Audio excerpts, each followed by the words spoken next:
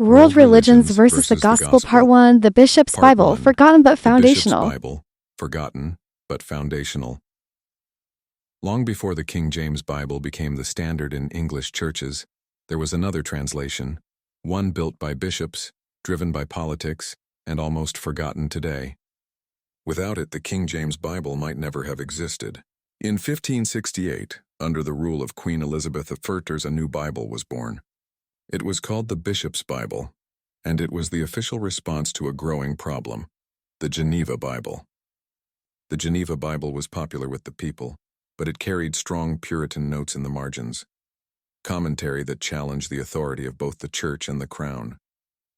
Queen Elizabeth wanted something different, something loyal, something that could silence those challenges. So she turned to the Church of England. Archbishop Matthew Parker, the Archbishop of Canterbury, led the project. He assigned various bishops to translate different books of the Bible. That's where it gets its name, the Bishop's Bible. It was a product of church leadership. It wasn't meant for private study or theological debate. It was meant to be read in public in English churches and to reinforce the structure of Anglican worship and authority. It was never a favorite of the common people, but it served its purpose for nearly 40 years. And here's what matters. In 1604, when King James authorized a new translation, he gave the translators one starting point, the 1602 edition of the Bishop's Bible. He told them to stick with it unless the original Hebrew or Greek demanded a change.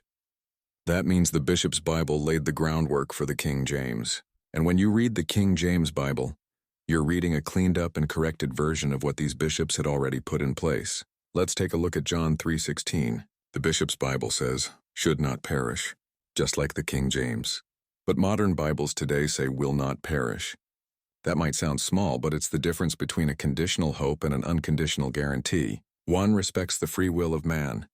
The other rewrites the doctrine. Now, here's something worth noting.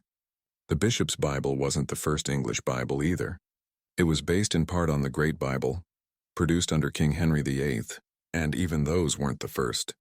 There's a Bible tradition even older. The Ethiopian Bible, written in the ancient Ge'ez language, contains books and truths that predate the Reformation by over 1,000 years. That's where we're headed next.